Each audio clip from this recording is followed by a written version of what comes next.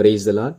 நாள் 103 தியான பகுதி யோசுவா 19ஆம் அதிகாரம் மற்றும் 20ஆம் அதிகாரம். 19ஆம் அதிகாரத்தை வாசிப்போமானால் இவைகள் கடந்த அதிகாரத்தினுடைய தொடர்ச்சியாகவே எழுதப்பட்டிருக்கிறது. யோர்தானுக்கு அக்கறையிலே 2.5 கோத்திரத்திற்கு தேசம் சுதந்திரமாய் கொடுக்கப்பட்டு யோர்தானுக்கு இக்கரையிலே 2.5 கோத்திரத்திற்கு கொடுக்கப்பட்டாயிற்று. இவைகளுக்கு பின்பு மீதம் இருக்க 7 கோத்திரத்திற்கு பங்கிடப்பட வேண்டும். அப்பொழுது தேவ சந்நிதியில் அவர்கள் சீட்டு போட்ட பொழுது 7 கோத்திரங்களில் முதலாவது பென்யமீனுக்கு தேசம் சுதந்திரமாய் பங்கிட்டு கொடுக்கப்பட்டது. அதை நாம் நேற்று தினத்தில் பார்த்தோம். அதைத் தொடர்ந்து மீதியா இருக்கக்கூடிய 6 கோத்திரங்களுக்கும் தேசம் பங்கிட்டு கொடுப்பதை குறித்து, அவள் எல்லைகளை குறித்து இதில் நம்மால் பார்க்க முடியும். இரண்டாவது சீட்டு சிமியோனுக்கு விழுந்தது. சிமியோனுக்கு பேர்சேபா முதல் சருகின் வரையிலான 13 பட்டணங்களும் அவைகளின் கிராமங்களும், ஆயின் முதல் ஆசான் வரை 4 பட்டணங்களும் அவைகளின் கிராமங்களும் சுதந்திரமாய் கொடுக்கப்பட்டது. மேலும் சிமியோன் புத்திரருடைய சுதந்திரம் யூதா புத்திரரின் பங்கு வீதத்திற்குள் இருக்கிறது.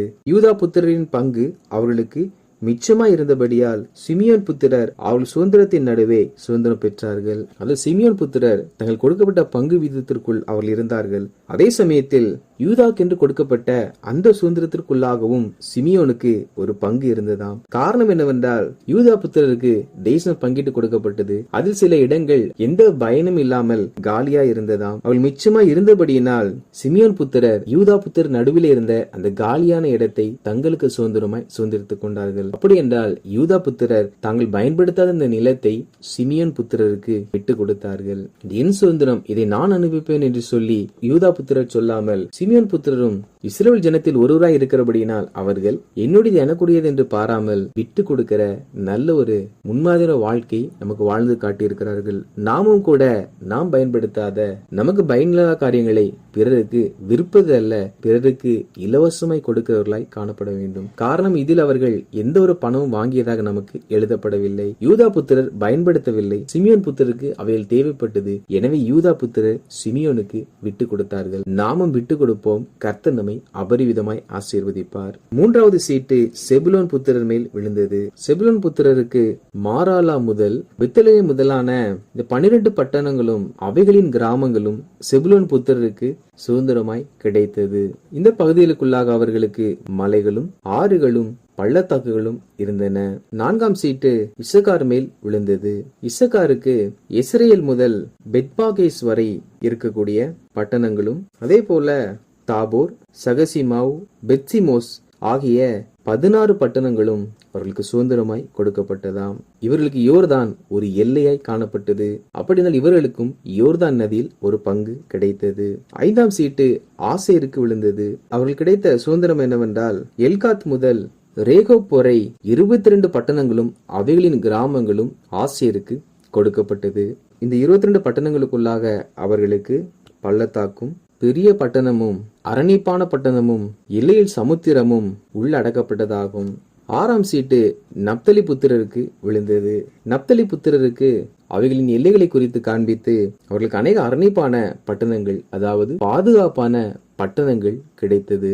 அவைகள் எவைகள் என்றால் சீத்தி முதல் பெத்சிமேஸ் வரையிலான 19 பட்டணங்களும் அவைகளின் கிராமங்களுமே. எல்லாருக்கும் பட்டணங்கள் கிடைத்தாலும் இவர்களுக்கு எல்லா விதத்திலும் நல்ல பாதுகாப்பான ஒரு பட்டணம் கிடைத்ததாம். தேவ பிள்ளைகளாகிய நாம் எத்தனை ஆசீர்வாதங்களை பெற்றுக்கொண்டாலும் அந்த ஆசீர்வாதம் நம்முடைய கரத்தில் பாதுகாவலாய் இருக்க வேண்டும். 7ஆம் சீட்டு தான் புத்திரருக்கு விழுந்தது. அவர்களுக்கு சோரா முதல் யாப்போக்கு வரையிலான 18 பட்டணங்களும் அவைகளின் கிராமமும் கொடுக்கப்பட்டது. மேலும் தான் புத்திரருக்கு அந்த இடம் ஒடுக்கமாய் இருந்தபடியினால் அவர்கள் புறப்பட்டு போய் லேசேமின் மேல் யுத்தம் பண்ணி அதை பிடித்து அந்த பட்டணத்தை சுதந்திரித்துக் கொண்டு அதில் தங்கள் கோத்திர தகப்பனாகிய தானுடைய நாமத்தின்படியே தான் என்பதாக பெயரிட்டார்கள். இவர்கள் கொடுக்கப்பட்ட சுதந்திரமானது போதுமானதாய் இருக்கவில்லை. எனவே அவர்கள் அப்படியே வாழ்வு நினைக்காமல் தங்களுக்கு வேண்டுமான இடங்களை இவர்களாக யுத்தம் செய்து சுதந்திரித்துக் கொண்டார்கள். தேவ பிள்ளைகளாகிய நாம் சில இடத்தில் சில பாடுகள் வழியாய் செல்லும் பொழுது இவைகள் நமக்கு நியமிக்கப்பட்டிருக்கு என்று சொல்லி நாம் அவைகளுக்குள்ளேயே மூழ்கி கொண்டு இராமல் அதிலிருந்து நாம் விடுதலை ஆவதற்கும் அந்த உபத்திரவங்கள் அந்த துன்பத்திலிருந்து நாம் மாறி வருவதற்கும் தேவ சமூகத்தில் ஜெபிக்கிறவர்களாய் காணப்பட வேண்டும். நாம் ஒடுங்கி போய் இருக்க வேண்டும் என்று தேவன் ஒரு நாளும் விரும்புவதில்லை. நாம் எல்லாவற்றிலிருந்து கர்த்தர் நமக்கு விடுதலை கொடுத்து நாம் சுதந்திரமாய் வாழும்படிக்கே அவர் விரும்புகிறார். எனவே நாம் எவைகளில் ஒடுங்கி இருக்கிறோமோ அவைகளை தான் புத்திரரை போல நாம் ஜெபித்து ஜெயம் எடுத்து ஒடுக்கத்திலிருந்து ஒரு பெரிய விடுதலை நாம் பெற்றுக் கொள்வோம். அவர்கள் அப்படி ஒடுங்கிய இடத்திலிருந்து விடுதலை பெற்றுக் கொண்டார்கள். தேசத்தின் அதன் எல்லைகளின்படி சுதந்திரமாய் பங்கிட்டு தீர்ந்த போது இஸ்ரவேல் புத்திரர் நூனின் குமாரனாகிய யோசுவாவுக்கு தங்கள் நடுவிலே ஒரு சுதந்திரத்தை கொடுத்தார்கள். அதன் மீதம் இருந்த அந்த 7 கோத்திரத்திற்கும் தேசம் சுதந்திரமாய் பங்கிடப்பட்டு கொடுத்தாயிற்று. அப்பொழுது இஸ்ரவேல் புத்திரர் தங்கள் எல்லாருக்கும் தேசத்தை பங்கிட்டு கொடுத்த யோசுவாவுக்கும் தங்கள் நடுவே ஒரு பங்கை கொடுத்தார்களாம். காரணம், இந்த ஜனங்களை மோசேக்கு பிற்பாடு யோசுவா தான் வழிநடத்தி கொண்டு வந்தார். எப்ராஹிமின் மலை தேசத்தில் இருக்கிற திம்னாத் சேரா என்னும் அவன் கேட்ட பட்டணத்தை அவனுக்கு கர்த்தருடைய வாக்கின்படி கொடுத்தார்கள். அந்த பட்டணத்தை அவன் கட்டி அதிலே குடியிருந்தான். அதாவது எப்ராஹிமின் மலை தேசத்திலே திம்னாத் சேரா என்னும் ஒரு பட்டணம் இருந்தது. அதை யோசுவா தனக்கென்று கேட்டாராம். அதை கர்த்தரின் வாக்கின்படியே யோசுவா கொடுத்தாராம். யோசுவா அதில் குடியேறினாராம். இதில் அநேக காரியங்கள் நம்மால் பார்க்க முடியும். மற்ற எல்லாருக்கும் சீட்டு போட்டு பங்கிடப்பட்டது. யோசுவாவுக்கோ யோசுவா கேட்டவைகள் கிடைத்ததாம். நாம் கூட கர்த்தரிடத்தில், ஆண்டவரே எனக்கு இந்த இடத்தில் நீ சுதந்திரமான பூமியை தாரும் என்பதாக கேட்க வேண்டும். கேட்கும் பொழுது கர்த்தர் நமக்கு அதை கொடுக்கிறவராய் இருக்கிறார். மேலும் இவர்கள் யோசுவா கேட்டதினால் மாத்திரம் கொடுக்கவில்லையாம். யோசுவா கேட்ட பொழுது கர்த்தருடைய வாக்கின்படி கொடுத்தார்களாம். அப்படி இல்ல, நம்மிடத்தில் யார் உதவி கேட்டாலும் யார் என்ன செய்தாலும் நாம் தேவனிடத்தில் ஒரு வார்த்தை கேட்டு தேவனுடைய வார்த்தையின்படி கொடுக்கிறவர்களாய் காணப்பட வேண்டும். அப்படி யோசுவா கேட்டார், கர்த்தர் கொடுக்க சொன்னார், அவைகளை கொடுத்தார்கள். யோசுவா அதில் குடியேறினார். இவ்வாறாக அந்த தேசமானது பங்கிடப்பட்டு கொடுக்கப்பட்டாயிற்று. 20ஆம் அதிகாரத்தை வாசிப்போமானால் அதில் தேசமெல்லாம் பங்கிடப்பட்டு கொடுத்த பிற்பாடு கர்த்தர் யோசுவாவை நோக்கி, நீ இஸ்ரவேல் புத்தோடு சொல்ல வேண்டியது என்னவென்றால், அறியாமல் கைப்பிசகாய் ஒருவனை கொன்றவன் ஓடி போய் இருக்கும்படி நான் மோசையை கொண்டு உங்களுக்கு கற்பித்த அடைக்கல பட்டணங்களை உங்களுக்கு ஏற்படுத்தி கொள்ளுங்கள். அவைகள் உங்களுக்கு இரத்த பலி வாங்குறவனுடைய கைக்கு தப்பி போயிருக்கத்தக்க அடைக்கலமா இருக்கும். அதாவது எல்லாருக்கும் தேசம் பங்கிடப்பட்டு கொடுத்த பிற்பாடு கர்த்தர் யோசுவா இந்த வார்த்தைகளை சொல்லுகிறார். கொலை செய்தவன் அல்ல கைப்பிசகாய், அறியாமையினால் ஒரு விபத்தின் மூலமாய் ஒரு மனிதன் மூலமாய் இன்னொருவன் மரிப்பான் என்றால் அப்பொழுது மரித்தவனுடைய குடும்பத்தினர் இவன் மேல் கோபம் கொண்டு அவனை கொலை செய்யாதபடிக்கு அவன் அறியாமல் செய்தபடியினால் அவன் தப்பி இருக்கத்தக்கதாக அடைக்கல பட்டணங்களை ஏற்படுத்தும்படி சொல்லுகிறார். அதை மோசையின் மூலமாய் ஜனங்களுக்கு முன்பாக கர்த்தர் வெளிப்படுத்தி இருந்தார். அதை கர்த்தர் இந்த இடத்திலும் கூட நான் மோசைக்கு சொன்ன வார்த்தையின்படியே அடைக்கல பட்டணங்களை ஏற்படுத்துங்கள் என்பதாக சொல்லுகிறார். அப்படி அவர்கள் நப்தலின் மலை தேசமான கலிலேயாவில் உள்ள கேதேசையும், எப்ராஹிமின் மலை தேசத்தில் உள்ள சீகேமையும், யூதாவின் மலை தேசத்தில் உள்ள எபிரோன் ஆகிய கீரியாத் அர்பாவையும் ஏற்படுத்தினார்கள். கைப்பிசகாய் கொலை செய்தவன் நப்தலி மலை தேசமான கேதேஸ் அல்லது எப்ராஹிமின் மலை தேசத்தில் உள்ள சீகேம் அல்லது யூதாவின் மலை தேசத்தில் உள்ள அர்பா, இந்த மூன்றில் ஏதோ ஒன்று சமீபமாய் இருக்கிறதோ அந்த பட்டணத்தில் அவன் சென்று தன்னை பாதுகாத்துக் கொள்ள வேண்டுமாம். காரணம், இவைகள் அடைக்கல பட்டணமாம். அப்படியே யோர்தானுக்கு இக்கரையிலே 3 அடைக்கல பட்டணங்களை ஏற்படுத்தும் போதே யோர்தானுக்கு அக்கறையிலும் 3 அடைக்கல பட்டணங்களை ஏற்படுத்த வேண்டும். காரணம் என்னவென்றால் மொத்தம் 6 அடைக்கல பட்டணங்கள் இருக்க வேண்டும் என்று கர்த்தர் சொல்லியிருந்தார். எனவே யோர்தானுக்கு அக்கறையிலே ஏற்படுத்த வேண்டிய பட்டணங்களை குறித்தும் இவைகளிலே சொல்லப்பட்டிருக்கிறது. எரிகோவில் இருக்கும் யோர்தானுக்கு அக்கறையான கிழக்கிலே ரூபன் கோத்திரத்திற்கு இருக்கும் சமபூமியின் வனாந்திரத்தில் உள்ள பேரேசையும், காத் கோத்திரத்திற்கு இருக்கும் கீலேயாத்தில் உள்ள ராமோத்தையும், மனாசே கோத்திரத்துக்கு இருக்கும் பாசானில் உள்ள கோலானையும் குறித்து வைத்தார்கள்.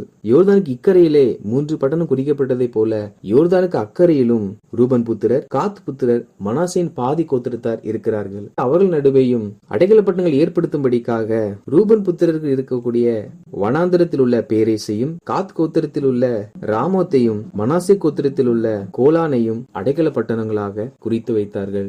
ஆக மொத்தத்தில் இந்த 6 அடைக்கல பட்டணங்கள் தேவன் சொன்ன வார்த்தையின்படியே இஸ்ரவேல் புத்திரர் ஏற்படுத்தினார்கள். வாசித்த இந்த அதிகாரியின்படி கர்த்தர் ஜனங்களாகிய நாம் பயன்படுத்தாத பொருட்கள் நம்மிடத்தில் இருக்கும் என்றால் அதை பிற ஜனங்கள் பயன்படுத்துவதற்காக நாம் விட்டுக் கொடுக்கிற தேவ பிள்ளைகளாய் காணப்பட்டு நாம் பார்த்த ஒவ்வொரு கோத்திரங்களுக்கும் ஒவ்வொரு விதமான ஆசீர்வாதங்கள் கொடுக்கப்பட்டது. சிலருக்கு பள்ளத்தாக்குகள், சிலருக்கு ஆறு, சிலருக்கு நதி, சிலருக்கு கடற்கரை ஓரம். எல்லாருக்கும் ஒரே விதமாய் கொடுக்கப்படாமல் ஒவ்வொருவருக்கும் ஒவ்வொரு விதமாய் கொடுக்கப்பட்டது. சிலருக்கு அரணிப்பான பட்டணங்கள், சிலருக்கு மலை கிராமங்கள் என்று கர்த்தர் அவரவர்களுக்கு என்று ஒவ்வொரு விதமான சுதந்திரத்தை கொடுத்தார். எனவே நம்மளுக்கு என்ன ஆசீர்வாதங்கள் இருக்கிறதோ அதை வைத்து நம் கர்த்தருக்கு நன்றி செலுத்தி ஒரு நாள் பிறருக்கு இருப்பதை போல நமக்கும் இருக்க வேண்டும் என்று நாம் விரும்பக்கூடாது.